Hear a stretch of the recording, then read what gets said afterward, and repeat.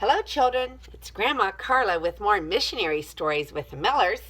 And this is a collection of stories by Mildred A. Martin. She collected these stories together. And we're reading about the Yellow River. And the Yellow River happened in China. And so we're going to learn a little bit about China. Look what a huge country China is. See where China is? And we, in our house, have a Chinese exchange student, and we enjoy him very much. He teaches us a lot of things about China, and we teach him some things about America, and hopefully some things about the Lord Jesus, too. The Yellow River. Look, children, I can see the Yellow River. The small missionary woman stood on a rocky mountainside in northern China with 100 Chinese children straggling around her. The children were tired, filthy, and very hungry. They had been walking through these mountains for 12 days. Awadi, my feet hurt. Awadi, when will you carry me? I'm hungry, Awadi. The smaller children's voices were a chorus of complaint. Most of them were orphans who knew no mother but this Christian missionary, whom they called Awadi. Awadi, the virtuous one, bent over wearily. Come, Ling, it's your turn to ride, she told a small boy. When the enemy Japanese marched into their city of Xichao 2 weeks ago, she had been wounded by a bullet in her back. Ever since, she had felt so weak and tired. But the children from the mission orphanage must be taken to safety, so Awadi had volunteered to lead them through the mountains to the Yellow River. On the other side of the river, there would be a train that could carry the children to another mission in Xi'an, a safer part of China.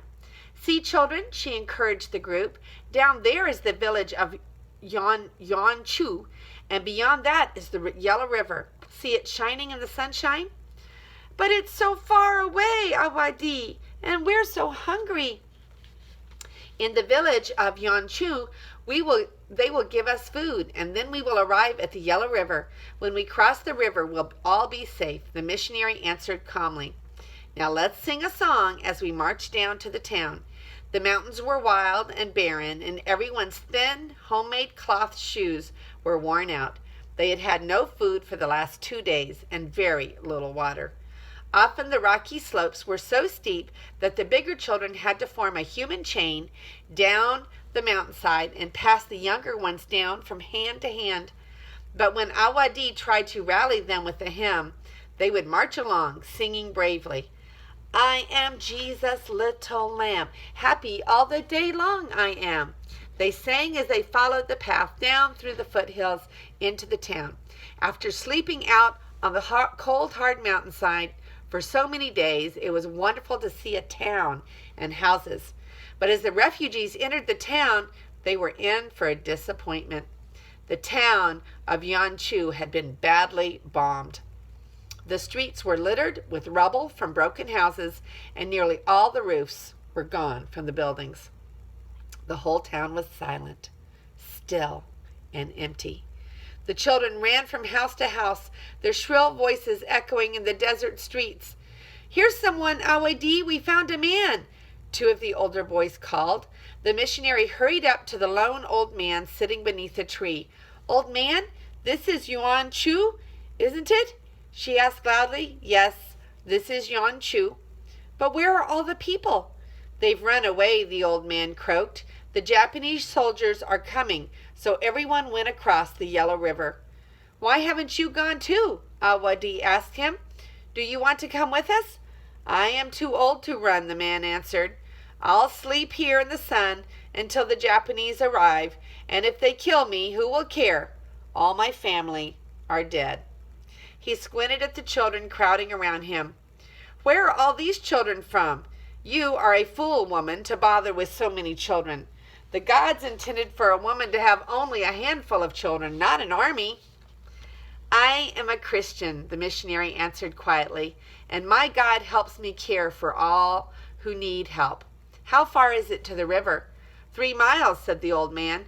You can follow the road to the ferry, but there will not be any boats there. The Japanese are coming, and everyone else has already crossed the river. Awadee blew her whistle, and the children lined up around her. "Come, children," she ordered. "It is only a little farther to the river. We shall all bathe and wash our clothes there, and we shall catch a boat and be safe on the other side.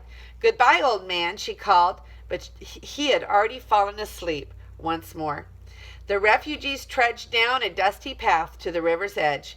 There were reeds along the bank and little sandy beaches where the children could splash and paddle in the shallow water. These children, who had grown up in the mountains, had never seen so much water. They ran into it with excited shouts, their hunger forgotten. The river was about a mile wide, running swift and deep in the center, but there was no sign of any boats. "Where are the boats, Awadee?" one of the older children asked. "They must come across every now and then," she answered. "Maybe we were too late today. We'll spend the night here on the bank, so we'll be ready to meet a boat tomorrow morning."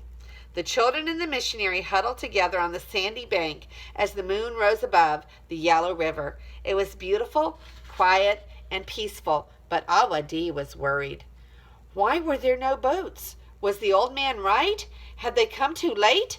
When she finally fell asleep, she dreamed of cruel Japanese soldiers in their round steel helmets, marching closer and closer. When she awoke the next morning, the children were already playing in the water. They explored and poked in the reeds and shallows along the bank, still amazed at the huge river. But curiosity would not fill their hungry bellies for very long. Somehow she must find them food. She called the oldest boys and told them, "We must look for something to eat. Go back to the town and search the houses. Surely the people left a few scraps of food behind. Look everywhere and bring any food you can." The boys headed back to the deserted village, and Awadee sat on the riverbank.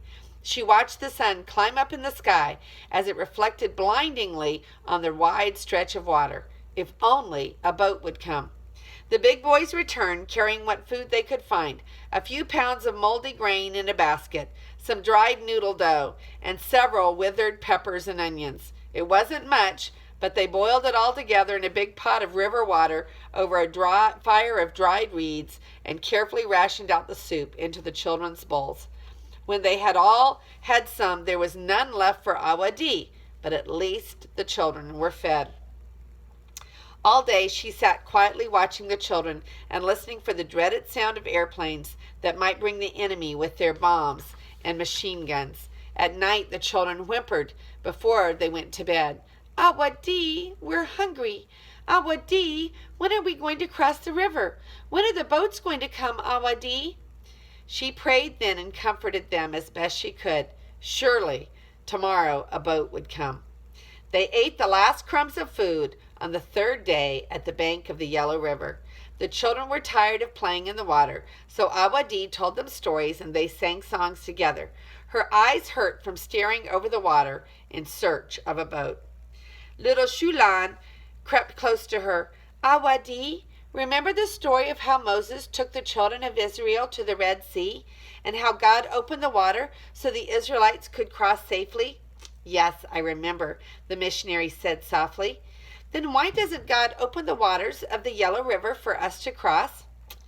"I am not Moses, Sulan," she replied, looking sadly at the little girl. "But God is always God, Awadee. You have told us so 100 times. If God is God, he can open up the water for us. Let us kneel down and pray, Sulan." And Awadee agreed. "We need to have faith. Maybe soon our prayers will be answered." At that moment, a small band of Chinese soldiers was creeping along on the same side of the Yellow River. They were scouts sent by their army to look for signs of the Japanese, and they were frightened and watchful. When darkness fell, they would signal their comrades on the other side of the river, and a boat would be sent to ferry them back to safety. But now it was their duty to explore the enemy territory. Suddenly, their young officer heard a far-off sound. Was it a plane? He glanced nervously around the cloudless sky. Where were the Japanese planes? Usually they patrolled this stretch of the river, firing their machine guns at anything that moved. But for the past several days, there had been no planes. "That noise isn't a plane," one of the men suggested. "I think it sounds like singing." The officer crawled cautiously to the top of the hill of sand and lifted his binoculars to peer in the direction of the strange sound. "Wah!" he grunted in surprise. There on the sandy riverbank was a great crowd of children. They were all seated in a circle, singing loudly. Was this a Japanese trick? Signaling his men to stay hidden, he walked along the beach toward the children. Some of the children saw him and shouted with delight. "Awadi!" they screamed. "Here's a soldier, a Chinese soldier!" Then the officer saw a small woman who rose to meet him. Although she was dark-haired and dressed in Chinese clothing, he knew she was a foreigner, a white woman. "This will soon be a battlefield," he told her sternly. "What are you doing here? Are you in charge of all these children?" "Yes, I am in charge of them," Awadi replied. "We are waiting to cross the river." "I think I can get you a boat," said the officer. "It is small, and we will need to make 3 trips to take you across. If a Japanese plane comes by when you are in the middle of the water, they will kill you." Standing at the water's edge, the officer put 2 fingers in his mouth and gave a piercing whistle. From across the river, 3 answering whistles came, and small figures of men appeared with the boat, which had been hidden in the reeds. "I can't thank you enough," the missionary told him. "I thought we were done for when we couldn't find any boats. You are God's answer to our prayer." With shouts of glee, children piled into the boat. The officers rowed rapidly to the other side and then returned for more. On the last trip, Awadi and Sulan climbed in together. "You see, Awadi," chuckled the little girl, "God is always God. He opened the Red Sea, and he can also make a way for us through the Yellow River." Isn't that a sweet story? And then here's the historical note. Awadi and her 100 children escaped from the Japanese soldiers over 50 years ago. The children had many more adventures on their way to the mission in Xi'an, but they all reached safety at last. Awadi's real name was Gladys Allward. She was an English woman who spent 17 years as a missionary in China. So maybe sometime we can read the full story of Gladys Allward. And this is Grandma Carla, and I hope that you have a wonderful day today. I love you.